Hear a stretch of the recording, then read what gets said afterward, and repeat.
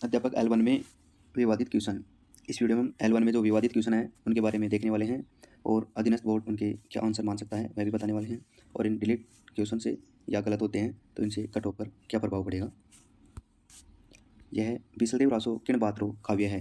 तो इसमें जो प्रीवियस एग्जाम है उनमें इस क्वेश्चन का आंसर प्रेम काव्य माना गया है, लेकिन जो हिंदी ग्रंथ अकादमी की और माध्यमिक शिक्षा बोर्ड की बुक हैं उनमें इसका वीर काव्य दे रखा है। तो अब इसमें प्रीवियस ईयर के आधार पर यह होता है कि कई बार किसी क्वेश्चन पर आपत्ति नहीं लगाई जाती है तो बोर्ड का जो उत्तर होता है वही बोर्ड मान लेता है। अगर उस पर आपत्ति जाती है तो बोर्ड को उसके ऊपर विचार करना पड़ता है। अगर इस क्वेश्चन पर आपत्ति जाएगी तो इस पर विचार करना पड़ेगा और इसका आंसर यह भी माना जा सकता है और इसको डिलीट भी किया जा सकता है क्वेश्चन।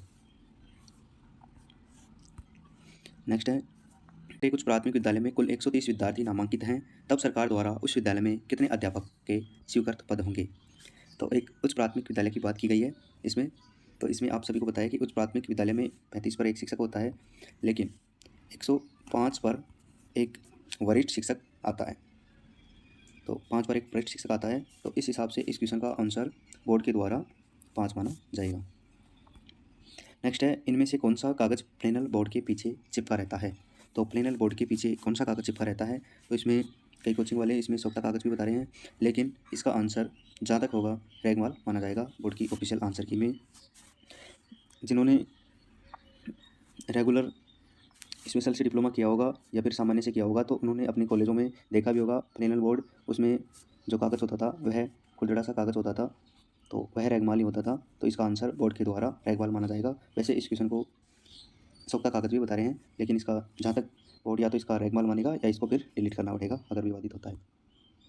नेक्स्ट है, एक परीक्षक बोर्ड परीक्षा में निम्नात्मक प्रश्नों की जांच हेतु अंकन योजना का उपयोग करता है। परीक्षक द्वारा दिए गए उत्तर की विशेषताओं की तुलना अंकन कुंजी में दिए गए उत्तर की विशेषताओं से करने के बाद अंक प्रदान करता है। परीक्षक द्वारा यह मापन की किस विधि का उपयोग किया गया है, यानी मापन की किस विधि का उपयोग किया गया है।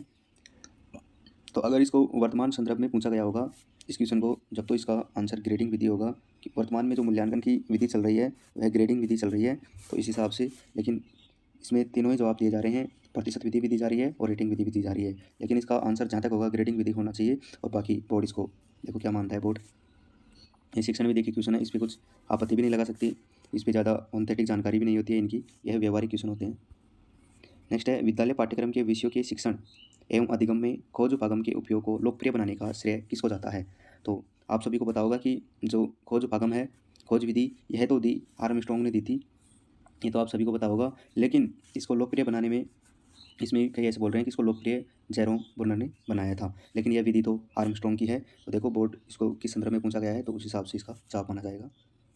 यद्यपि विज्ञान शिक्षक की किसी भी प्रकरण को सीधा नहीं समझाता, फिर भी प्रचा उपागम में शिक्षक को एक मुख्य भूमिका निभानी होती है। प्रचा उपागम में विज्ञान शिक्षक को क्या भूमिका निभानी होती है। तो क्या भूमिका निभानी होती है, इसमें अनुदेशक और सहजकर्ता भी है और सहजकर्ता और अभिप्रेरक भी है। तो इसमें से देखो कौन सा जवाब माना जाता है बोर्ड का। नेक्स्ट है, निम्नलिखित में से राजस्थान के किस खेल के खिलाड़ियों को पद्मश्री पुरस्कार से सम्मानित किया गया है। तो इसमें इन सभी को पद्मश्री पुरस्कार से सम्मानित किया जा चुका है, तो यह क्वेश्चन डिलीट किया जाएगा। इसमें अगर संधि होती या डेट दी होती तब तो इसमें जैसे वर्तमान के हिसाब से तो निशानेबाजी होता, लेकिन इसमें कोई डेट वेट नहीं दी गई है, तो इन सभी खिलाड़ियों को दिया गया है, ना इसमें कोई वर्तमान लिखा गया है या हाल ही में लिखा गया है। नेक्स्ट है, मरु राष्ट्रीय उद्यान किस जिले में स्थित है। तो मरु राष्ट्रीय उद्यान तो यह जैसलमेर और बाड़मेर में है, लेकिन प्रीवियस ईयर के आधार पर देखें तो जैसलमेर पहले भी क्वेश्चन माना गया है क्योंकि इसका अधिकतर हिस्सा जैसलमेर में आता है। और अगर इतने क्वेश्चनों से कट ऑफ पर क्या प्रभाव पड़ेगा, अगर ये क्वेश्चन डिलीट होते हैं तो जिनके सही हो रहे थे उनके कम क्वेश्चन सही हो जाएंगे। अगर इन क्वेश्चनों को जैसे आप कुछ मान रहे हैं और बोर्ड अलग मानता है तो आप नेगेटिव में जाएंगे, अगर आपके सही होते हैं तो आपके नंबर बढ़ेंगे। तो इन क्वेश्चनों से लगभग 3 से 4 नंबरों का ऐसे अंतर हो रहा है, तो अभी आप कट ऑफ का इतना अंदाज भी नहीं लगा सकते। अगर एक जब बोर्ड की ऑफिशियल आंसर की आएगी तभी पता चलेगा। इतने विवादित क्वेश्चन बहुत ऊपर भी ले जा सकते हैं और बहुत नीचे भी ले जा सकते हैं। ऐसे ही जानकारी पाने के लिए आप इस चैनल को सब्सक्राइब कीजिए और नोटिफिकेशन बेल को अवश्य चालू कीजिए। धन्यवाद।